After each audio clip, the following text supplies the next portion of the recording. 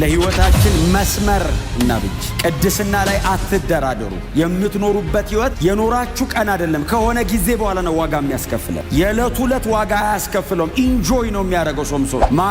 ማራበላ ግን አየ መንገድ እየሳተ ነው። በጥንቃቄ ተወልደን በጥንቃቄ አድገን ያለ ጥንቃቄ እንዳንኖር ህይወት ፕሪች የሚያደርገው ይበልጣል።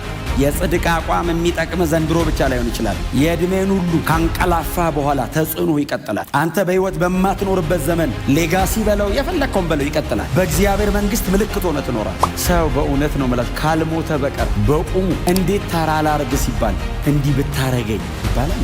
ሰይጣን እስከ መቼ ነው ሰውን የሚፈትነው? እስኪወድቅ። መቼ ድረስ ነው ታዲያ ሰይጣን የምናሸንፈው? ወደ ጌታ እስክንሄድ። እስከ መቼ በጽድቅ ልኑር? እስክትሞት ወደ ጌታ እስኪሄድ። እደክማለሁ። ኦፍ ኮርስ የሚያግዝ እግዚአብሔር አለ። ሊያቅት ይችላል። አዎ የሚያግዝ አምላክ አለ። ጸጋ ይሰጣል፣ ኃይል ይሰጣል። ስታንድ እንዳትቀይር እንጂ። ሶምሶን እኮ በኮንቪክሽን ነው ኃጢአት የሚያደርገው። ድንገት ሳት ብሎት እኮ አይደለም፣ አቅዶ ነው የሚያደርገው። አቅዶ ፕሮግራም አድርጎ ፍልስጤም እኮ ሄዶ ነው። ፍልስጤም አንተ ምን ትሰራለህ? ፍልስጤም ድረስ ሄዶ ቁጭ ብሎ ነው እንጂ ድንገት እግር ጥሎት አይደለም እኮ። ፕሮግራም አድርጎ ነው የሚያደርገው። You have to be serious. እግዚአብሔር እላዩ ላይ ኢንቨስት ያደረገበት ኃይል በሰው ልጅ ታሪክ እንደ ሶምሶን እግዚአብሔር ኢንቨስት ያደረገበት ሰው የለም። እግዚአብሔር ሶምሶን ፊልም የሚያደርገውን ብቻ አይደለም፣ ይሄኛውን ፍጥረታዊ ዓለም ቻሌንጅ በሚያደርግ መንገድ ነው እግዚአብሔር ኃይል በላዩ ላይ ያስቀመጠው። ሊያነቃቃው ጀመር። አድጓል። ከዛ ምዕራፍ 14 ነው በሙላት የሶምሶን ታሪክ የሚጀምረው። አባቱና እናቱ የሚያሰክር ነገር ሳይቀምሱ በጥንቃቄ ተወልዶ በጥንቃቄ አድጎ ያለ ጥንቃቄ መኖር ጀመረ። በጥንቃቄ ነው የተወለደው፣ በጥንቃቄ ነው ያደገው፣ ያለ ጥንቃቄ ነው የሚኖረው። በጥንቃቄ ተወልደን በጥንቃቄ አድገን ያለ ጥንቃቄ እንዳንኖር ነፍስ ካወቀ በኋላ አባቱ እጁን ይዞ ማስቆም አይችልም። እላዩ ላይ ያለበት መንፈስ መምከር ብቻ ነው የምትችለው፣ መያዝ አትችልም። ይሄ ልጅ ስታስረው የተልባ እግር እሳት ላይ የወረደ ይመስል በጣቶ ብድግ ነው የሚለው። ምንም ነገር ላይ ብታስቀምጠው ከነ ጉዳዩ እስር ቤት ብታስገባው እስር ቤቱን ይዞ ትሄዳል። መምከር ነው። እባክህ እንዲህ አታርግ። እላይ ላይ የተቀመጠብህ የእግዚአብሔር ፕሮግራም አይፈልገውም፣ ተው ብቻ ነው ማለት የምትችለው። መያዝ አትችልም። ለምን? ትልቅ ሰው ነው፣ ያደገ ሰው ነው፣ ማቹር አድርጓል፣ ማመዛዘን ይችላል፣ መንፈስ አለበት፣ እግዚአብሔር ከእሱ ጋር ነው ያለው። መምከር ነው የምትችለው፣ መከልከል አትችልም። አባቱ ይነግረዋል፣ ተው ልጄ ይለዋል። መጀመሪያ ያደረገው ነገር ወደ ተምና ሄደ፣ ፍልስጤም ሰፈር ሄደና አንድ ሴት ተወደደ ይላል። ከዛ መጣና አባቱ እንደዚህ አለው፣ አጋባኝ አለው። ልጄ አሉ። መምከር ነው የምትችለው። አይሆንም ብትለው አትችልም። ተው ልጄ፣ ከእስራኤል መንደር ኪዳን ካለው ሕዝብ መካከል ላንተ የሚሆን ጠፍቶ ነው እዛ ሄደህ እንደዚህ ሚስታገቡኝ የምትለው? ወድጃታለሁ፣ አጋባኛለሁ። እኸረ ሕጉ አይፈቅድም። አንተ ናዝራዊ ነህ፣ ጎናቸው ያለውን ሰው ለእግዚአብሔር የተለየህ ነህ በሉት። አትንካ ያለን አትንካ በሉት። ወድጄዋለሁ ፈለኳ አይባልም። ይሄ ቸርች ነው፣ ክርስትና ነው፣ ይሄ ህይወት ነው። ንግድ አይደለም፣ ስራ አይደለም፣ ይሄ ህይወት ነው። ካላጋባኝ ስለው ተው አለው። እግዚአብሔር ቅዱስ ነው ያላለው ቅዱስ አይደለም። እግዚአብሔር ቅዱስ ነው ያለው ቅዱስ። መስመር ሊኖረው ይገባል ህይወታችን። ቅድስና ላይ በጣም ጠንካራ አቋም ያዙ። በጽድቅ ኑሩ፣ አታስነኩ፣ ድንበራችሁን አታሳልፉ። ምንም ይቅርባችሁ፣ ህይወት ይበልጣል። አሜን በሉት። ምንም ይቅርብኝ፣ ህይወት ይበልጣል። ጌታን ገንዘብ ማድረግ ይሻለኛል ጌታን ትቼ ሌላ ነገር ከሚይዝ። ምንም ቀርቶብኝ አንድ ጥቅስ አለ መጽሐፍ ቅዱስ ላይ ጌታ ኢየሱስ ክርስቶስ ለደቀ መዛሙርቱ ያላቸው፣ ሰው ዓለሙን ሁሉ ቢያተርፍ ነፍሱን ግን ቢያጎድል ምን ይጠቅመዋል?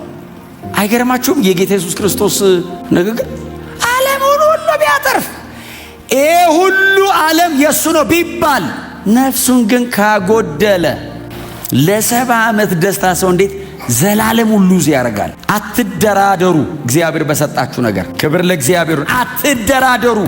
እግዚአብሔር እናንተ ቤት ባኖረው በዚህ ታላቅ ጸጋ በዚህ ህይወት አትደራደሩ። ሶምሶን አገባ ይላል። ባይዘው ሄዶ አገባት ልጅቷን። ፍልስጤማዊት ናት ትሁና፣ ልቤ ፈልጓታል እምቢ ብሎ ሄዶ አገባ። ካገባ በኋላ ሰውየው ይኸውልህ ዝም ብሎ አግብቶ አይኖርም። አጀንዳ ስላለበት ይነካካቸዋል። ሄዶ ማላቸው ሄዶ ቁጭ ብሎ ዝም ብሎ አይኖርም። ተቀር አግብቶ አይኖርም። አለበታ አያስቀምጥህም፣ አይመችህም ቦታው እና ይነካካቸዋል። አባትና እናቱን ወደ ፍልስጤም ይዟቸው ሄድ። ኑ ይዋት ይዞ ሲሄድ አሳየ። አባትና እናቱን አሳየ፣ አስተዋወቀ። አባቱና እናቱ በሐዘን ነው የሚመለሱት። ምክንያቱም እንዴት አድርገው እንዳሳደጉት ያውቃሉ። በሐዘን ነው።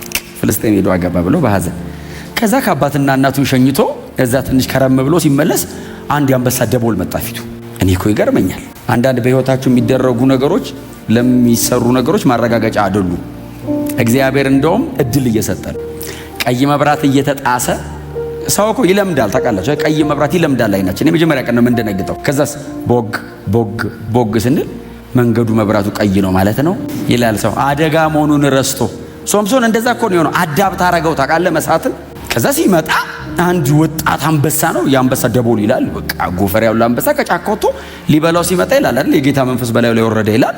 ከዛስ በእጁ ምንም የለም ይላል። ወክ እያደረገ ነበር ማለት ምንም በእጁ አልያዘም። ጠቦት እንደሚቆራረጥ አንበሳውን ቆራረጠ ይላል። ብኖር ባየው የዛን ቀን እንዴት ነው አንበሳ የሚቆራረጠው? አንበሳ ሲቆራረጥ ነው የምናውቀው። ሰርጎ ጥሎት ብሎ መንገዱን ቀጠለ። እኔ አንበሳ ገዳይ እኮ አላለም፣ ዝም ብሎ ሄደ። ከዛ ደግሞ አባቱ ቤት ደግሞ ከረማልና ተመልሶ ሲመጣ አንበሳ ሆድ ውስጥ ንቦች ማር ሰርተዋል። ከዛ አየና አንበሳ የሚቆራረጥ ሰው ንብ አይነድፈው፣ ዞር ዞር አድርጓቸው ማሩን በላ ይላል። ከዛ ነው በዛ ስለሚል ያዝ አረገና ወደ አባቱ ቤት ይዞ ሄደ እና ለአባትና ለእናቱ ሰጣቸው። ብሉ አላቸው። ከየት አምጥተህ ነው ሲሉ ከየት እንዳመጣ አልነገራቸውም። ለምን መሰለ? የሞተ አንበሳ ነው። ናዝራዊ ነው፣ የሞተ ነገር መንካት አይችልም። ከሞተ አንበሳ ውስጥ ቢል አባትየው ደፍቶ ነው የሚለው። ስለዚህ አይ ከሆነ ቦታ ነው ያመጣሁት። ቶሎ ቶሎ ይነካል ሶምሶን። ፍልስጤም ሄዶ እንደዛ ኢንጌጅ ማድረጉ ሳያንሰው የሞተ ነገር ይነካል። የሞተ ነገር መንካት አትችልም ብሎት ጎናቸው ያለውን ሰው አንተ የተለየነ የሞተ ነገር መንካት አትችልም፣ አይቻልም። እንኳን ማር አይደለም ለምን እንቁ አታገኝም? የሞተ ነገር ከሆነ ተከልክለሃል። ህጉ አይፈቅድም። ለህይወታችን መስመር እና ብጅ ቅድስና ላይ አትደራደሩ። የምትኖሩበት ህይወት የኖራችሁ ቀን አይደለም፣ ከሆነ ጊዜ በኋላ ነው ዋጋ የሚያስከፍለን። የዕለት ሁለት ዋጋ አያስከፍለውም። ኢንጆይ ነው የሚያደርገው ሶምሶን። ማር በላ ማር በላ፣ ግን አየ መንገድ እየሳተ ነው። ይሄ አካሄዱ መጨረሻ ላይ የት ጋር እንዳደረሰው እንግዲህ አንብበናል አብረን። የዕለት ሁለት አይደለም የጎዳው። ከተወሰነ ዓመት በኋላ ሲዘራ አያምም። እንደዚህ ነው የሚዘራው። ወደ አንተ አትዘራው፣ ማጨድ ነው ወደ ራስ። አየ የሰበሰብከው ቀን ወደ አንተ ነው የምትሰበስበው። ስትዘራው ግን ወደ አንተ አይደለም። ምንም ላይ መስልሽ ሴንስ አታረገው። በጣም ማይነር የሚመስሉ ጥቃቅን ነገሮች ናቸው ለሰይጣን ግራውንድ የሚሰጡት። የሰይጣን ህጋዊ መቆሚያ ኃጢአት ነው። በሰው ህይወት ላይ እንደዚህ አይነት ልምምድ ካለ ስፒሪቹዋሊ በጣም ብዙ ኦፕሬሽኖች ሊኖሩበት ይችላሉ። ሊዋጋው ይችላል ጠላት፣ በጣም ይከፍትበታል ጦርነት። የትኛውም ውጊያ ከዚህ አይነት ነገር ጋር የሚያያዝ ነው እያልኳቸው አይደለም። ግን ኃጢአት እያደረገ ግን ሰው በፍጹም አታክ ያደርገዋል። ይኸው ደግሞ ደግሞ ደግሞ ደግሞ ኃጢአት እንዲሰራ ያደርገዋል። ደግሞ ደግሞ ይህ አልበቃውም ሶምሶን። ከዛ ወደ አገሩ ተመለሰና አጥፋ፣ እግዚአብሔር ነግሮታል፣ ፍልስጤማውያንን አጥፋ ብሎ ነው የነገረው። አጥፋ፣ ከፍልስጤማውያን ጋር ህብረት እንዳይኖር አለው። ሄዶ አገባ። ማገባቱ አላነሰው። ቁጭ ብሎ ከፍልስጤማውያን ጋር ኑሮ ጀመረ። ምዕራፍ 14ን ብታነቡት እንቆቅልሽ አላቸው። አንተ እነሱ እድል ካገኙ እኮ ይገሉሃል። እነሱ እኮ እያመቻቹት እኮ ነው፣ የሚገሉበት ነገር እኮ እየፈለጉ ነው። እሱስ ይጫወታል መሃላቸው። እንቆቅልሽ አቀል አሉት አይደል? ምዕራፍ 14 ላይ እድላምብልሽ ከበላተኛው በብል ከብርቱም ጣፋጭ ነገር ወጣ። ምን ማለት ነው አለ። አጥፋ ተብለ እንቆቅልሽ። እነሱ እኮ ኃይል አንሷቸው ነው።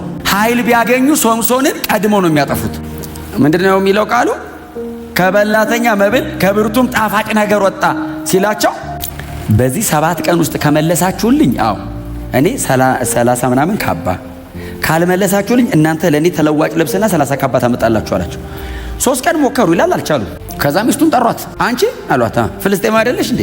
እና ታዲያ ያገባሽው ልታዘርፊን ነው እንዴ? ልታስገድኝ ነው ባንቺ ምክንያት? ይሄንን ሚስጥር ጠይቂውና ንገሪን፣ ካልነገርሽን አንቺንና የአባትሽን ቤት እናቃጥሏለን አሏት።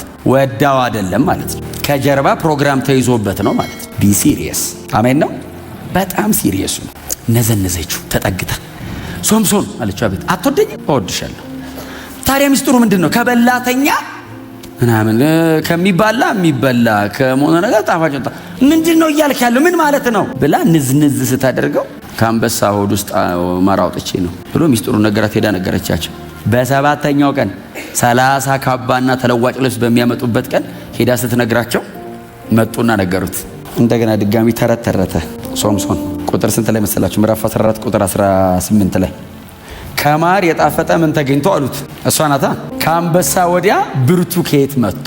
አንበሳ ገለ ማር አውጥተ ነው አሉት። ከዛ ምንድነው ያላቸው ሶምሶን? በጊደሬ ባላረሳችሁ እንቆቅልሽንም ባልፈታችሁ አለ። ተረት ጀመረ። ቁጭ አጥፋ የተባለው ሀገር ቁጭ ብሎ ተረት የኛ ሀገር ሰው ሆኖ አረፈ። ተረት እነሱ ፍልስጤማውያን ናቸው ይተርቱ። ምን ፕሮግራም አላቸው? ምንም ፕሮግራም የለባቸው። እሱስ አጀንዳ አለ ላዩ ላይ የሰው አይደለም፣ የመለኮት አጀንዳ። አጀንዳው የፋሚሊው አይደለም፣ የኔሽን ነው። እግዚአብሔር እንደ ሀገር እስራኤልን በሱ በኩል ነፃ ለማውጣት ነው የቀባው። ኢንተርቴን እንዲያደርግ አይደለም እግዚአብሔር ላዩ ላይ አጀንዳ ያስቀመጠው። ሶምሶን የተለየ ኃይል አለበት ተብሎ እንዲወራለት አይደለም፣ ነፃ ለማውጣት ነው እግዚአብሔር ይህንን ሁሉ ላዩ ላይ ያፈሰሰው። ይጫዋታል ቁጭ ብሎ። ቀጠሉ እነሱ። በዚህ ምክንያት 30 ሰው ሄዶ ገደለ ይላል። 30 ሰው ገደለ በዚህ ምክንያት። አንዱ ኃጢአት ሌላ እየጎተተ ነው የሚያመጣበት። 30 ሰው ገሎ ይዞ መጣ። በዚህ ምክንያት ተበሳጨልና፣ ስሙኝ፣ ተበሳጨልና ተነስቶ ወደ አባቱ ቤት ሲሄድ ሚስቱን ይኸውላችሁ፣ እዩት ምን አይነት ላይፉን እንዴት ሚዝረብል እንዳረጉበት። ሚስቱን ወስደው ለመጀመሪያ ሚዜው ዳሩበት ይላል። እንዴት ሊያመሳቅሉት ፕሮግራም እንደያዙ ሚስቱን ብድግ አድርገው ወስደው ለመጀመሪያ ሚዜው ዳሯት። አባቱ ቤት ከርሞ ተመልሶ ሲመጣ ሚስቴ ሲል በቃ አንተ ወደ አባት ቤት ሄድክ እኮ መስሎን ለመጀመሪያ ሚዜ ዳር ናት። እንደውም ሁለተኛዋ ልጅ እንደውም እኮ ከሱ የተሻለች ቆንጆ ናት፣ ለምን አታገባትም አሉት። ሌላ ህይወት፣ ሌላ ፕሮግራም፣ ሌላ አሳይመንት ይሰጡታል። የእግዚአብሔርን አስጥለው የእነሱን እንዲኖር አረጉት። አትፍቀዱ። አሜን በሏ። እምቢ በሉ። እምቢ ኖ ሌላ አጀንዳ አለብኝ እኔ አልፈቅድም፣ እድል አልሰጥም፣ አላረገው። ልታጠፉ እግዚአብሔር አጠገባቸው ያመጣውን ነገር በፍጹም ቀጠሏ። በዚህ ምክንያት ሶምሶን ደግሞ እንደገና እስራኤልን መበቀል ፈለገ። ሊበቀል ሲፈልግ የእግዚአብሔርን ኃይል ይፈልጋል። ሊስት ሲፈልግ ህጉን ይጥለዋል። ከዛ ሶምሶን ወደ ጫካ ወረደና 300 ቀበሮ ጠራ። ይገርመኛል ግን የድሮ ሰው የፈለገ ኃይል ቢኖርብህ አንተ ቀበሮ ጠራለን። 300 ቀበሮ እንዴ ብዙ ሰው የለም ማለት ነው። ያኔ በቀበሮ በምናምን ነው የሚጠቀሙ። 300 ቀበሮ ጠራ ይላል። ቀበሮ አሁን እንዴት አንደርስታንድ ያደርጋል? ቀበሮ አንደርስታንድ የሚያደርገው ሰው ነው። ምን አይነት ኃይል ነው? ምን አይነት መለኮታዊ ፌቨር ነው በቀበሮ ፊት የሚያቆም? የቀበሮ እኮ ናቹራሊ እንዳትጠጋው የሚያደርግ ብዙ ምክንያት አለ ነው። እዚያውን ማልናገረው በጣም ብዙ አይነት ምክንያት አላት ቀበሮ። በዚህ ጠጋ ብትላት እንድትሸሻት ከመናከሱ ከአውሬነቱ ውጪ። ታራ 300 ቀበሮ ሰበሰበ። ዙሪያው ክብ ሰርተው ቁጫል። ስብሰባ አረገ ቀበሮቹ። ከዛስ ሁለት ነው አላቸው። ሁለት አረጋችልና አንተ አውሬ ቀበሮ እኮ ነው ከጫካ እኮ ነው የመጣው፣ አስለምዶ እኮ እንዳይመስልህ። ሁለት አድርጎ ጭራቸውን አንድ ላይ አድርጎ ችቦ ላያቸው ላይ ያሰረ። 150 እንደ ማለት ነው አይደል? በሁለት ጥንድ ሲሆን 150 አድርጎ ጭራቸው ላይ ችቦ አድርጎ ችቦውን እሳት ለኩሶ ወደ ፍልስጤም እርሻ ሂዱ አላቸው። ወደ ቤቱ የተመለሰ ቀበሮ የለም። አጋጣሚ አይደለም ማለት እኮ ነው ነገሩ። ወደ ፍልስጤም እርሻ ሄደው ፍልስጤም እርሻ አቃጠሉ ይላል። ሳይ ብሎ እነሱ እርሻ ሲያቃጥሉ እንግዲህ ያው በዛው አቃጥለው ቀበሮቹ ምን ይኑሩ ከዛ ያው ታሪክ ውስጥ የሉ። ሶምሶን ነው ደግሞ ሌላ ታሪክ ደግሞ ሊሰራ ነው ሰውየው። ነፃ ለማውጣት የሰጠውን ኃይል ለተለያዩ ነገሮች አዋለው። የማይተካ ነገር ምን እንደሆነ ታውቃላችሁ? በሰው ዕድሜ ታይም፣ ሲዝን፣ ወቅት፣ ጊዜ። ይሄንን ኃይል ሊያባክነው ይችላል። ጊዜውን ከየት ያመጣዋል? ጊዜ፣ ዕድሜ። ትላንት አሁን ብትለምን፣ ብትጾም፣ ብትጸልይ፣ ብትተጋ ትላንት አይመጣም፣ ሄደ። የሚካስ ምናምን አዲስ ዘመን ይሰጣል፣ ምንም ጥያቄ የለውም። ትላንትናስ አለፈ። ዛሬን ካላስተዋልኩት ያልፋል። ዕድሜ፣ ወቅት እግዚአብሔር ሊጠቀምበት ፕሮግራም አድርጎ የሰጠኝን ጊዜ ሉዝ ሳደርግ የጨረስኩት ድረስ ይባርከኛል፣ ይሸልመኛል፣ የቀረኝን ግን ይጠይቀኛል። ኢያሱ ትዝ ይላችኋል። በጣም ሰክሰስፉል ሊደር ነው አይደል? ኢያሱ በጣም ስኬታማ ከሚባሉ መጽሐፍ ቅዱሳችን መሪዎች ማለት አንዱ ኢያሱ ነው። በጣም የሚገርም ሊደር ነው። ባይዘው እስራኤልን ይዞ አትገባይልና 31 ነገስታት ነው አይደል ያሸነፈው? 31 ነገስታት ድል አረገና ሲያየው በጣም ተሳክቶለታል። ህዝበ እስራኤልን ሰበሰበ። ምዕራፍ 13 ላይ ርስታቸውን በገመድ እየለካ በምናም በሆነ ነገር እያደረገ ማካፈል ጀመረ። እግዚአብሔር መጣ። ኢያሱ አለው አቤት አለ። ምን እየሰራ ነው? ርስት እያካፈልኩ። እንዴ የሚቀር እኮ ብዙ ምድር ነበር። አረጀህብኝ እዚህ ጋር ርስት እያካፈልክ አለው። አረጀህብኝ። ይቀርሃል እኮ አለው። የመጣው በጣም ጥሩ ነው፣ የሚቀር ግን ነበረ። እስካሁን ስለመጣው ሸልማለሁ፣ የሚቀርን ግን ጠይቃለሁ አለው። መሳፍንት ዘመን ላይ የመጣው አንዱ ትርምስ በኢያሱ ምክንያት ነው። ኢያሱ ቫንጋርድ ሆኖ ከፊት የሚሄድ ሆኖ ከኋላ የሚቀጥል ስላላመጣ ሙሴ ፌል ያላረገው ኢያሱ ስለተካው ነው። ኢያሱ ግን ዊዛውት ሰክሰሰር there is no success። ዝም ብሎ የእስራኤል ሽማግሌዎች ለሚባሉ ሰጠ። እኔና ቤተ እግዚአብሔር እናመልካለን፣ እናንተ የምታመልኩትን ምረጡ አለ። ኖ ዌይ! እስራኤል እኮ ነው ህዝቡ። እንዴት ነው የምታመልኩትን ምረጡ የምትለው? ሰብስበ እግዚአብሔርን አምልክ ነው የምትለው። አሁን እኔ እናንተ ጋር ቆሜ የምታመልኩትን ምረጡ እላለሁ። ከእግዚአብሔር ውጭ ምን ታመልካላችሁ? አፍተር ኦል ቸርች ላይ የተገናኘ ነው። ምርጫም የለም። የመጨረሻው እግዚአብሔር ነው። እስቲ አሜን በሏ።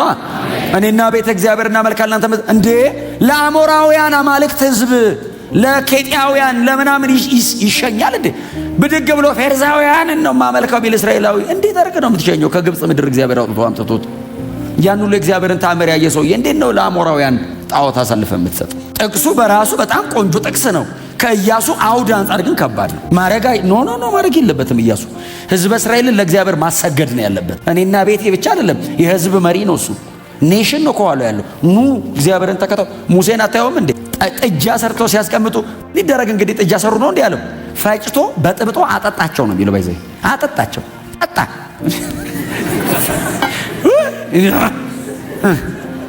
ሰማይማ የሱ በቃ የቶፓዚዮን አክሊል ነው የሚሆነው። ያንን ያ ከግብፅ ይዘው የወጣትን ወርቅ ፈጭት አርጎ ኑጥ አቁሞ አጠጥቶ ከዛስ የእግዚአብሔር ወገን የሆነ በእኔ በኩል ይቁም አለ። ከዛስ አላመልክም የሚለውን በሙሉ ጨርሱት አላቸው እኮ። ጨርሶች እኮ ሌዋውያን ሌዊ እኮ ያኔ እኮ ነው የተመረጠው። ዘዳግም 33 ላይ ዱና አንብቡ። እግዚአብሔር በሙሴ በኩል እስራኤልን ሲመረቅ ለሌዊ እንደዚህ እኮ ነው ያለው፣ እናትና አባቱን ላላለ እህትና ወንድሙንም ለናቀ እኔን ለመረጠ ለሌዊ ርስቱ ነኝ። አየ የፈለጋችሁትን የሚባል ነገር የለም። እግዚአብሔር ብቻ ነው አምላክ። ሲጀመር ሌላው በሙሉ አጋንንት ነው። የለም ከእግዚአብሔር ውጭ አይቻልም። ከጽድቅ ውጭ የለም ሌላ ምርጫ። በጽድቅ መኖር ብቻ ነው። እኛ ክርስቲያኖች ነን። በጌታ ነኝ እኔ። ሶምሶን ይኸው በእውነት ነው የምላችሁ። አሁን የሶምሶንን ሕይወት ዝም ብላችሁ እዩት። ዝም ብሎ ሲኖር ብታዩት የሚያስቀና ነው። ያስቀናል። በይዞ እንደዚህ ስታዩ የዛ ዘመን ብትኖር ካለቀ በኋላስ አሁን እንደና እንዳንተ ቁጭ ብሎ የሚያነባውስ ምን አለ ቢጨክን አትሉ? ምን አለ ትንሽ እንደው ያዝብ ያደርገው? ምን አለ ይሄንን የሚያክል ኃይል እግዚአብሔር አጀንዳ ቢያውለው? በዚህ አይነት መንገድ አይሞትም፣ በክብር ይጨርስ ነበር። በክብር አልጨረሰም። ከሶምሶን ጋር ማን ነው አይምሯቸው ላይ የሚመጣው? ይህንን ሁሉ ኃይል ተሸከመ። ሶምሶን ፌል አረገ። የተለየ ኃይል የለበትም። ጨካኝ ነው። በጣም ሰክሰስፉል ነበረ። ዮሴፍ ግብፅ እኮ ነው። ዮሴፍ ግብፅ እንደዚህ የከተማ የቅጥር በር የሚነቅል ኃይል ቢኖረው ዮሴፍ እስር ቤት በሰላም ታስሮ ይቀመጥ። ሶምሶንስ ቢሆን እስር ቤት እዚህ አካባቢ ነበር ነው የሚያስብልህ። ይዞት ሄዶ መንገድ ነው የሚያደርገው እስር ቤቱን ሜዳ። ይሄ ዊዝደም አለው። ህግ ይጠብቃል። እግዚአብሔርን ይወደዋል። ዲሲፕሊን ነው። ኮሚትመንት አለው። ዲተርምን ነው። ዩ ሃቭ ቱ ቢ ሲሪየስ። እንደ ክርስቲያኑ ኑ እስቲ አሜን በሏ። በአንደበታችን ከምንሰብከው በላይ ህይወታችን ይናገራል። ህይወት ፕሪች የሚያደርገው ይበልጣል። ዮሴፍን ይዩት እስቲ ምንም አርገው። አሁን እንደ ዮሴፍ እድል ነበረው ሶምሶን? አልነበረው። የጳጢፋራ ሚስት መጣ። ማንም በቤት ውስጥ የለም አብረን እንተኛ አለችው። ምንድን ያላት? ማንም ባያየኝ በእግዚአብሔር ፊት ምን ማለት እንደታውቃል? ወደ ጎን የሚያየኝ የለም እንደዚህ ያየኝ ነው አላት። ይሄው አለ ከላይ በሱ ፊት እንዴት ይናደርጋል? ጨርቁን ይዛ ኤግዚቢት ተገኝቶበት ነው ምንለው እኮ እኛ ራሱ ብንሆን ምን ለብሰህ ተገኘ አይደል እንዴ? ነው ምንድነው? በጽድቅ መጨከኑን ማን አብሮት ይቆማል? እግዚአብሔር ካልሆነ 14 ዓመት እኮ ነው ዋጋ እኮ ያስከፈሉት። እያገላበጡ እኮ ነው እኮ ምጣድ ላይ ጥደው ሙክክ ያደረጉት ልጁን። ይኸው እስቲ ዮሴፍን በአብርሃም ዘመን የተነገረ ትንቢት የተፈጸመው በዮሴፍ ሕይወት ነው። አባቱን ወንድሞቹን ብቻ እኮ አይደለም የተለያዩ መንግስታት መጥተው ከዮሴፍ ምግብ ገዙ ይላል። ኔሽንስ የተባረኩት በዚህ ልጅ። ሙሴ ከነዓን አልገባም፣ ዮሴፍ ገብቷል። ተቃላሽን ዮሴፍ ሊሞት ሲል እንደዚህ ያላቸው የእስራኤል ልጆችን ሰበሰበና ግብፅ እኮ ነው። ዮሴፍ ከሞተ እኮ ከ100 ዓመታት በኋላ እኮ ነው የወጡት። እንደዚህ ያላቸው አምላካችሁ እግዚአብሔር መጎብኘትን ይጎበኛቸዋል። ያኔ እግዚአብሔር ሲጎበኛችሁ ከዚህ ሀገር ትወጣላችኋል። እሱ እኮ በጣም ነው ንጉሱ ብቻ እኮ በወንበር ነው የሚበልጣው። ግን እግዚአብሔር ይጎበኛችሁና ከዚህ ሀገር ትወጣላችሁ። ስትወጡ አጽሜን እዚህ እንዳትተዉት ይዛችሁ ትውጡና እግዚአብሔር የሚለው ምድር አሳርፉት። ሂዱና አንብቡ። ኢያሱ መጽሐፍ ላይ የዮሴፍን አጥንት ወስደው በተምና ሴራ አሳረፉት ይላል። ሙሴ ምድረ በዳን የተቀበረው፣ አሮን ምድረ በዳን የሞተው፣ ማርያም ምድረ በዳን የሞተችው፣ በሙሉ ምድረ በዳን ያለቁት። ዮሴፍ ገብቷል። በቁሙ እንዳይመስልህ ሞቶም ተሳክቶለታል። ርስት ወርሷል። የጽድቅ አቋም የሚጠቅም ዘንድሮ ብቻ ላይሆን ይችላል። የዕድሜን ሁሉ ካንቀላፋህ በኋላ ተጽዕኖ ይቀጥላል። አንተ በህይወት በማትኖርበት ዘመን ሌጋሲ በለው የፈለከውን በለው ይቀጥላል። በእግዚአብሔር መንግስት ምልክት ሆነ ትኖራል። እስቲ አሜን በሏ። ለማንም ብሎ አይደለም። ሶምሶንን እዩት። በጣም ፌቨርድ ነው። በጣም ፕሮሞት የሚደረግ አይነት ሰው ነው። መጣ ከተባለ ሶምሶን በቃ ከተመለ ሶምሶን ገብቷል ከተባለ ቀበሮ ይጠራብሃል፣ አንበሳ ይገነጣጥላል። ከዛ ይሄንን ሲያደርግባቸው 300 ቀበሮ እርሻቸውን ሲያቃጥል ፍልስጤማውያን ተሰበሰቡና እንደዚህ ያሉ እንሂድና ሶምሶንን አንችለው እስራኤልን ሄደን እናጥፋ ብለው የእስራኤል መሪዎችን ሰበሰቧቸውና እናንተ አሏቸው ይሄ ሶምሶን የሚሉት ሰው እየመጣ አንዴ በቀበሮ አንዴ በምን አገራችንን እያጠፋ እና እንዳደረገብን ልናደርግበት ስለምንፈልግ አሰለፋችሁ ስጡን ሲሏቸው በጥንቃቄ ስሙን። የእስራኤል ሽማግሌዎች ወደ ሶምሶን ጋር ና አሉት። አቤት አለ። ቁጭ በል። እሺ ፍልስጤማውያን ይፈልገዋል፣ አስረን ልንሰጠን ነው አሉት። እንደዚህ አላቸው፣ እናንተ ምንም አታርጉ። ለምን መሰለ? ወንድሞች ናቸው። ኃይሉ የሚሰራው ጠላት ሰፈር ነው። እናንተ እንዲች እንዳትነኩኝ። እነሱ በጥፊ ቢመቱት የሚያመዋለ ወንድሞች ናቸው። ጎናቸው ሰው ልባርክ ተጠርቻለሁ በሉት። አኖይንቲንግ ጉዛ ነው የሚሰራው በወንድሞቹ መካከልና በጠላቶቹ ፊት ለፊት ነው የሚለው ቃሉ። ለቸርች ነው እግዚአብሔር ከቀባችሁ ይሻል። እሰሩኝና ብቻ ወስዳችሁ የምታደርጉልኝ አንድ ፌቨር አላችሁ። ምን እናርግልህ አሉት። እሰሩኝና እነሱ ማል ቁጭ አርጉ። አንተ ጠላት ማሉ ሰደኝ ጥላል እንደ ፌቨር እናንተ እንዲች አትንኩኝ። እነዚህ ታጥቀው 1000 ናቸው ይላል መጽሐፍ። ታጥቀው መተው ቆሞ ይጠብቁታል ድንበር ላይ አስረው እጅና እግሩን በአዲስ ገመድ አስረው ቼክ አርገውት ወደ ታች ወረውሩታል፣ ይገፈትሩታል። ምንም የሚወርድበት መንፈስ የለም ታውቃለህ። ዝም ብሎ ይገላበጣል። እዛ ብቻ ወሰዱ ነው ያለው። ወስዶ ይላል ጠላቶቹ መሃል ቁጭ አረጉት ይላል። የእግዚአብሔር መንፈስ በላዩ ላይ ወረደ ነው የሚለው ቀጥሎ። ከዛስ ብጥስጥስ አረከውና ቆመ ይላል። አለበት እኮ የሚነካው ነገር ነው መጥፎ። የእግዚአብሔር ዓላማ ካለብን የጠላት ዓላማ ምቶ ነው። ምንም ተሌለበት ጠላትም አይፈልግህም። በዝም ብሎ የተኛ ነው የሚልህ። አጀንዳ ካለበስ እድል ከሰጠ ታጠፋለህ ብዙ። ስለዚህ አሳይመንት ነው የሚሰጠው። ከዛ መጽሐፍ እንደዚህ ይላል፣ ብጥስጥስ አድርጎት ቆመ። አንተ ዝም ብሎ አይዋጋም እንዴ? ዞር ሲል ይላል ገና ትኩስ ሆኖ የወደቀ የአህያ መንጋጋ አገኘ ይላል። ናዝራዊ ነው፣ የሞተ ነገር መንካት አይችልም። ትኩስ ነው፣ የቆየ ነው። ብድግ አረገው ይላል። ከዛ መታች ይላል። 1000 ሰው አንተ በአህያ መንጋጋ ምን መንጋ ነው የሚመታቸው? መጽሐፍ ነው የሚለው ክምር በክምር አረገው ነው የሚለው። እንግዲህ እየመታ 1000 ሰው በጣም ብዙ ከሆነ እንዴ ኦልሞስት የጉባኤ በሉት እንደዚህ ወረወረ። ከምሮ ሲጨርስ እኔ ሶምሶን ብሎ ላምብብላችሁ እንዴ ፎከረ የሚል ቃል አለ። በጣም ከኛ ጋር ይመሳሰላል። ይሄ ተረት ፉከራ እዩት። ምዕራፍ 15 ቁጥር 16 እንደዚህ ይላል፣ ሶምሶንም በአንድ የአህያ መንጋጋ 1000 ሰው ዘራሪ ፉከራ እኮ ነው። 1000 ሰው ዘራሪ በአንድ የአህያ መንጋጋ 1000 ሬሳ አነባባሪ ብሎ ፎከረ ይላል። እኔ አይደለሁም እንግዲህ ያላችሁ ፎከረ። እኔ ምንም ስብከቱን እንትን ለማድረግ ብዬ ጥቅስ ነው ያነበብኩት። ፎከረ። ከዛ ጥም ያዘው። ጥም ሲያቃጥሎስ ጮኸ፣ እግዚአብሔር ሆይ ይህንን ሁሉ ድል ሰጠኝ፣ እንደዚህ አሸንፌ በጣም ልገለኝ ነው እንዴ? አንድ እጅ አቀብሎ የሚያጠጣኝ በጣም ልሞት ነው ወይ ሲለው፣ በጣም የሚገርማችሁ እግዚአብሔር አለት ሰነጠ አዘቅቶ ነው የሚለው። አለት ሊትራሊ አለት ነው የሚለው ትክክለኛው ቃል። አለት ሰነጠቀለት ይላል። ውሃ ጠጣ ይላል። ግን በቃ እግዚአብሔር በአለው በጣም ብዙ እንደገና ይለዋል። ሶምሶን መጨረሻ ላይ ሰይጣን አንድ ደሊላ የምትባል ሴት አስተዋወቀ። ደሊላ ተጠግተው ታስታውሱታላችሁ። ወዶ አይደለም የተጠጋችሁ፣ ተጠግታው እያወራችሁ መጽሐፉን የጻፈው ሳሙኤል አላቅም እንግዲህ እኔ ታሪኩን ሰምቶ ይሁን እግዚአብሔር በመንፈሱ ገልጦለት ይሁን አላቅም። የሶምሶንና የደሊላን ዲያሎግ ብቻ ሳይሆን ደሊላና የፍልስጤም ሹማምንት የሚያረጉትንም ወሬ ነው የጻፈው። ደሊላ ከሶምሶን ጋር መታ እንደምትወደው ትነግረዋለች። በጀርባ በኩል ከፍልስጤም ሹማምንት ጋር ስለሱ ታወራለች። ይሄንን ሶምሶን የተባለ ሰው እንድንገለው ብታግዢን ዮሴፍ የተባለው ሰውዬ የተሸጠበት መጽሐፍ ዮሴፍ የተሸጠበት አይነት የ7 ባሪያ ዋጋ ነው ባይዘው የተስማሙት። የዮሴፍ አይነት 7 ባሪያ የሚገዛ ዋጋ ብርን ሰጥሻለሁ እና እንግደለው ወይ ግደዩ። ይሄንን ታርጌት ታርጋ ነው መታ ሶምሶን አለችው። አቤት አለ።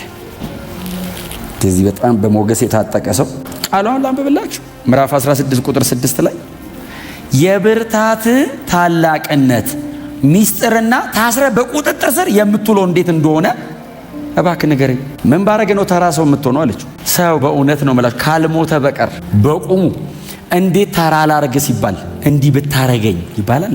መሞቻ መንገድ ይመራል እንዲህ ሰው ምን ባረግ ነው እምገል ስትለው ይሄው እኔ አይደለሁም አንድ ሶስት መንገድ ነገራት። በዚህ አንድ 3 መንገድ እናንተ አብቡት። ቁጥር 7 ላይ በእርጥብ ጠፍር ይሄ የፈለገ እንትን ቢል በማይበጠስ ባልረጠበ ነው ቢል አይደል?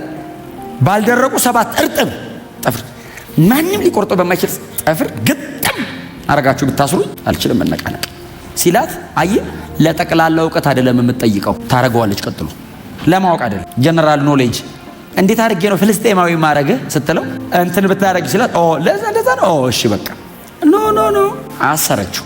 ከተኛ በኋላ መጽሐፍ ሲናገር የፍልስጤም ገዢዎች በቤቷ ጀርባ በኩል ጉድጓድ ውስጥ ቁጭ ብለው ይጠብቁት ነበር ይላል።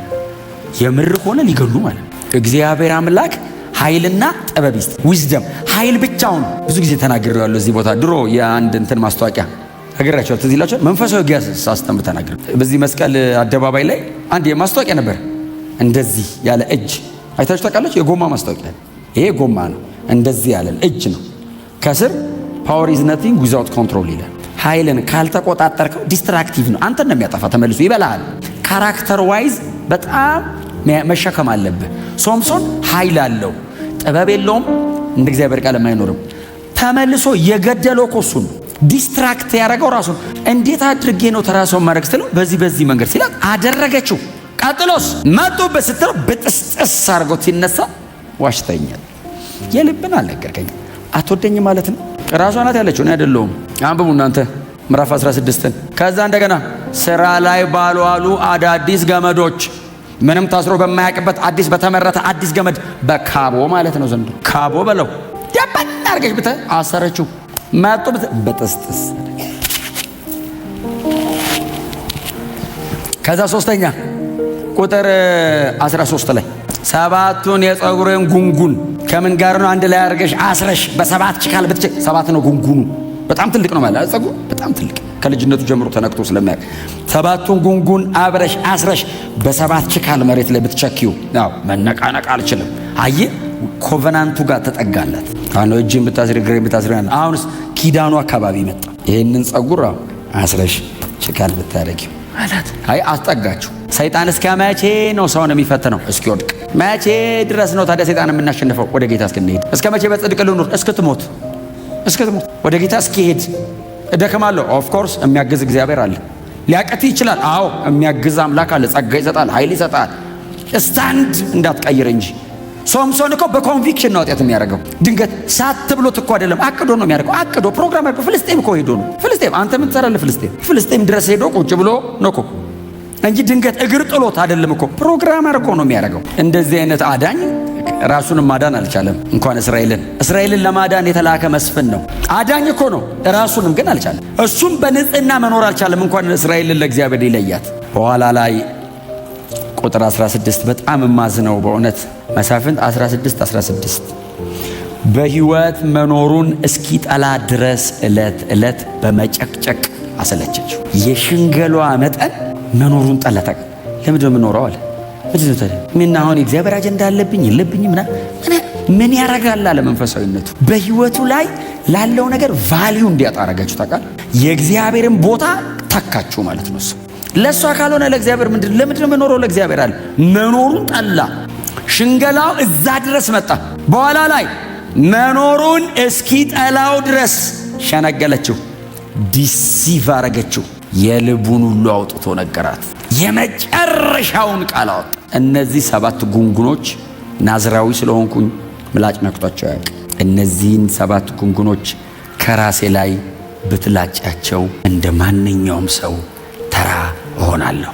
ጎናቸው ያለውን ሰው ተራ አይደለህም በሉት። አይ እንዴት ተራ እናርገ ካሉ ተራ አይደለህም ማለት። ተራ ሰው እንዴት ተራ ላርገ ተብሎ አይጠየቅም። ግብዣም አይቀርብለትም። ግብዣ የሚቀርብልህ የተለየ ነገር ስላለብህ ነው። ያንን ለማስጣል ወደው አይደል። ከዛ መጽሐፍ ሲናገር ጉልበቷ ላይ ያስተኛቸው።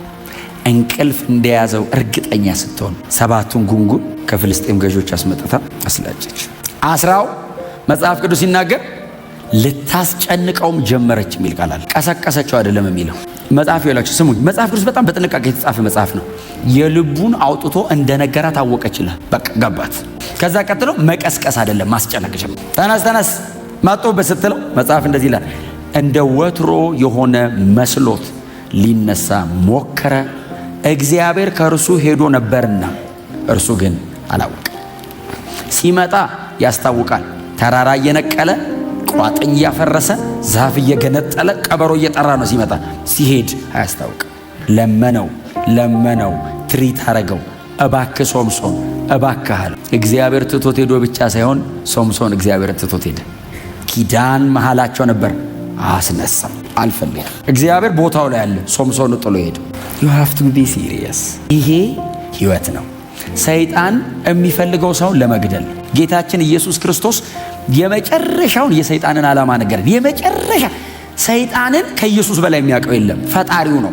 ኃጢአት ሲሰራ ከሰማይ የወረወረው ኢየሱስ ነው። ስለ ሰይጣን ራሱ ያወራውን አይደለም ማመን ያለብህ። የሆነ ሰው እየመጣ ሰይጣን ማለት ብሎ የነገረን ብቻ አይደለም ማመን ያለብህ። ኦፍ ኮርስ ለምምዱ ሊነግረኝ ይችላል። ኢየሱስ ያለው ግን ትክክል ዴፊኒሽን። ሌባው አለው በቃ ሌባ ነው። ሶምሶን ጋር የመጣው ሊሰርቅ ነው። ሊሰርቅ አለ ሊያርድ ሊያጠፋ እንጂ ስለሌላ ስለምንም። ሰይጣን ካከበረ ሊያርድ እያመቻቸ ነው። ብራዘር ከፍ ካረገ ቄራው ላይ ነው ማለት ነው ማረጃው። አወዳደቅህን በደንብ እያስተካከለ ነው ማለት ነው። ሰይጣን ማንንም ለማክበር ፕሮግራም አድርጎ አያቅም። ጌታ የነገረን ሊያርድ ሊያጠፋ ስለሌላ ስለምንም። እኔ ግን አለ ኢየሱስ ሕይወት እንዲሆንላችሁ እንዲበዛላችሁም መጥቻለሁ።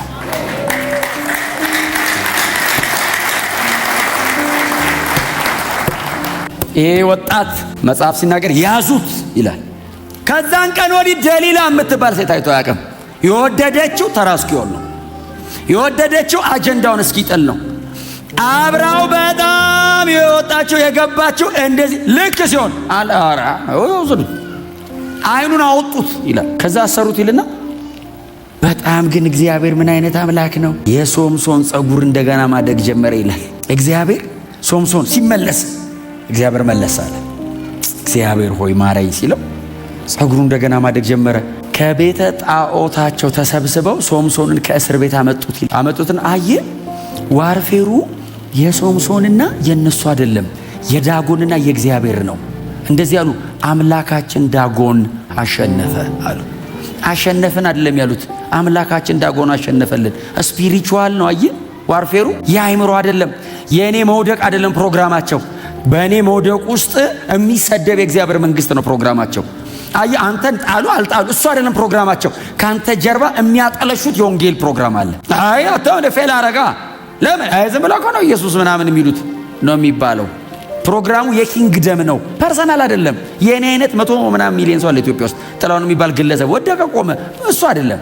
ከኔ ጀርባ የእግዚአብሔር መንግስት ስም ተጠርቷል። ከእያንዳንዳችሁ ጀርባ የተጠራ የኢየሱስ ስም አለ።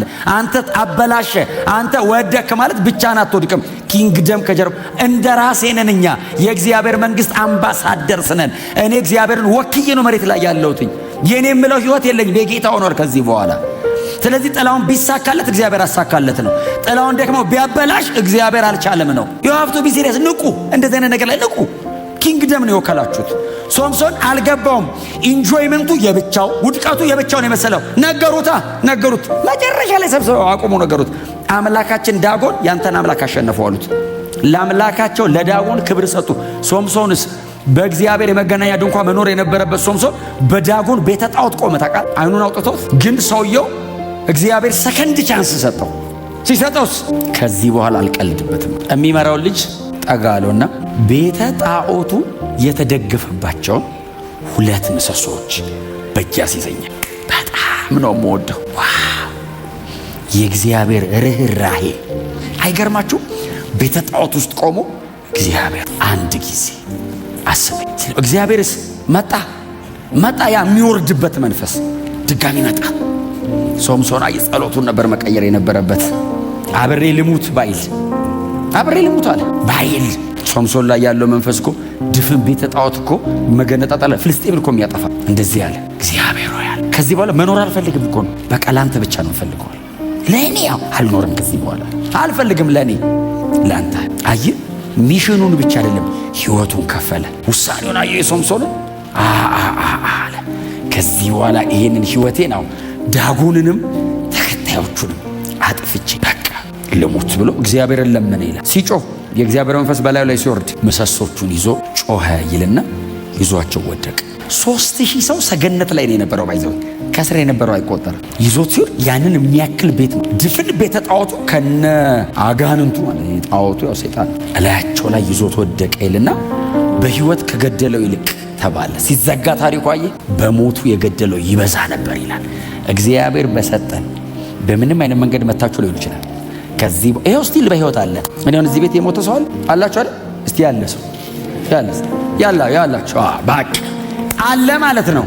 እንደ ሶምሶን አንጸልይም። ይዤው ልሙትን አንጸልይም። እግዚአብሔር ከዚህ በኋላ 70 ሚስጠን 80 ሚስጠን ምንም ሚስጠን በሰጠን ዘመን አገልግለነው እናልፋለን። ከዚህ በኋላ የእግዚአብሔር ስም በቤተ ክርስቲያን መሰደብ የለበትም። በእኛ ምክንያት ወንጌል መሰደብ የለበትም። እግዚአብሔር አንድ ልጁን የከፈለበትን አንድ ልጁን መስዋዕት ያደረገበትን ወንጌል እግዚአብሔር በእኔና በእናንተ ዘመን ስታንዳርዱን አስጠብቆ ያስጨርሳል። በኋላ ላይ ወንድሞቹ መጡ። ሶምሶን ስንት ሺህ ሕዝብ በቤተ ጣዖት ውስጥ ገደለ፣ ግን እሱም አብሮ ሞተ የሚል ያ በመላእክ ተነግሮ በእግዚአብሔር ፕሮግራም የተወለደ ልጅ ሞተ ተብሎ ተጻፈ። ሞተ፣ ሶምሶን ሞተ። መጡ ይልና ወንድሞቹ ያኔ እግዚአብሔር የሚያነቃቃበት ቦታ ላይ ምዕራፍ 13 የመጨረሻው ቁጥር በጾርዓና በኤሽታኦል ሸለቆ የእግዚአብሔር መንፈስ ያነቃቃው ነበር የሚለው እዛ የሚነቃቃበት ቦታ ወስደው ቀበሩት። መነሻው ላይ ወስደው ያንተ መቃብር እዚህ ነው አሉት። ከእግዚአብሔር ጋር የተገናኘበት ኢንካውንተር ያለበት ቦታ ላይ ብለው ወስደው አሳረፉት። ምክንያቱም የሶምሶን ታሪክ ከእግዚአብሔር ጋር ነው የጀመረው። የሶምሶን ታሪክ ከሌላ ሰው ጋር የለውም። አንተ ከእግዚአብሔር ጋር ነው። እንደዚህ አይነት በብዙ ድካም፣ በብዙ ውድቀት፣ በጣም በብዙ አቅም ማጣት ውስጥ የኖረ መሪ ነበራት እስራኤል። ሰይጣን ሶምሶንን ለመጣል 20 ዓመት ነው የለፋው። በ20ኛው ዓመት ተሳክቶለት ሶምሶንን አገኘው። የአዲስ ኪዳን መሪያችን ኢየሱስ ነው። ሞዴላችን ክርስቶስ ነው። የሚታደገን መስፍናችን ኢየሱስ ነው። ንጉሳችን ክርስቶስ ነው። የመሳፍንት መጽሐፍም ላይ አፍተሮል እነዚህ መሳፍንቶች እንደ ጥላ ናቸው። 11:28 ላይ የእስራኤል ታዳጊ እግዚአብሔር ነው የሚለው። እግዚአብሔር ነው የእስራኤል ንጉሷ ነው የሚለው። ምዕራፍ 6 ቁጥር 28 አካባቢ ጌዲዮን ለእስራኤል ሰብስቦ ንገስበት ሲሉት እኔ ንጉሳችሁ አይደለሁም እግዚአብሔር ነው ንጉሳችሁ አላቸው። እነዚህ ጥላ ናቸው፣ ይደክማሉ፣ አቅም ያጣሉ፣ ኃይል የላቸውም። በተለያየ አጋጣሚ እንከን፣ ሽንፈት፣ ድካም ይታይባቸዋል። ፍጹም አዳኛለን። በምንም አይነት መንገድ ኃጢአት አልባ የሆነ አዳኛለን። በድካሙ ሳይሆን ስለ ሰው ልጆች ኃጢአት በመስቀል ላይ እርቃኑን የሞተ አዳኛለን። አባቶቻችን ደክመው ነው የሞቱት። ኢየሱስ ግን ስለ ኃጢአቴ ነው የሞተው። ስለ እኔ ሲል ነው። የሰራሁት በደል የሰራሁት ኃጢአት ሞት ያስከፍለኛል። ስለዚህ ያንተን ሞት አምጣ ብሎ ኃጢአት የማያውቀው እርሱ ስለ እኔ ኃጢአት በመስቀል ላይ ሞተ። ፍጹም አዳኛለኝ። አዳኝ አልፈልግም። የሚነሳ መስፍን አልጠብቅም። ኦልሬዲ ተነስቶልኛል። ጌታ ኢየሱስ ክርስቶስ ስለ ኃጢአተኞች በመስቀል ላይ ሞቷል። እምናየው እምንከተለው ለዘላለም ነፃ ያወጣን መስፍናችን ከፊታችን አለ። ሞቶ አልቀረም። ሞትን ድል አድርጎ ደግሞ ተነስቷል። ለዘላለም በእግዚአብሔር ፊት ስለኛ እያበራ ይኖራል። ደግሞ በቅርብ ይመለሳል። ሃሌሉያ። አየህ፣ ደከመ፣ ወደቀ፣ በሞቱ ምናምን ገደለ ብዬ አላቆምም። ከሞት ደግሞ ተነስቷል። ኢየሱስ መስቀል ላይ ሲሞታው ይዞኝ አይደለም የሞተው፣ አስነሳኝ እኔን። አየህ፣ ኢየሱስ ሲሞት ሞትን ገሎ በእርሱ ሞት ለእኔ ሕይወት ተሰጠኝ። ሶምሶን ሞተ፣ ታሪክ አለቀ። ኢየሱስ ሲሞት የኔ ሕይወት ጀመረ። ኢየሱስ ሲሞት እኔ ከአብ ጋር ታረኩኝ። የዘላለም ሕይወት በር በኢየሱስ ሞት ተከፈተ። እንደነዚህ ሰዎች ኢየሱስ ሞተ፣ ታሪክ አለቀ አይደለም። ኢየሱስ ሞተ፣ እኔ በሕይወት ኖርኩ።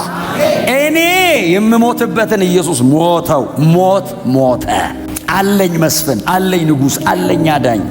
ዘላለማዊ ንጉሥ ነው። የሚቀባ የሚመጣ የለም። ከዚህ በኋላ ተቀብቶ የነገሰ አለ። ሃሌሉያ። ለዚህ ሕዝብ ሌላ አዳኝ የለውም። ኢየሱስ ብቻ ነው አዳኝ። ለዚህ ሕዝብ የሚመጣለት ሌላ ተስፋ የሚደረግ ነገር የለውም። መሲያችን ክርስቶስ ነው። የሚመጣልንም እሱ ብቻ ነው። እማያዋጣው አቅም አጣው፣ ኃጢአት አንገላታኝ፣ ሕይወቴ ደከመ፣ ተሰቃየው፣ እንዴት አድርጌ ልውጣ የምትሉ ሰዎች ካላችሁ ኢየሱስ አለ። እኔ የከሌኔው አልልም። በቃ የመጨረሻ ተሰብስበን የምናየው ኢየሱስ አለ። በቃ እሱ ኢየሱስ ክርስቶስ ስለ እኔ ኃጢአት መስቀል ላይ ሞቷል። ስለ ሰው ልጆች ሁሉ ኃጢአት መስቀል ላይ ሞቷል። በቅርብ ተመልሶ ይመጣል። በእርሱ የሚያምኑትን ሰብስቦ የመሰረተው መንግስት ውስጥ ያስገባናል። ያዘጋጀልን ስፍራ ይወስደናል። ስለዚህ ሕይወታችሁን ያልሰጣችሁ እንግዳም አዲስ መሆናችሁ የመጣችሁ ሰዎች ካላችሁ ለእናንተ ይህንን ጥሪ ማድረግ እፈልጋለሁ።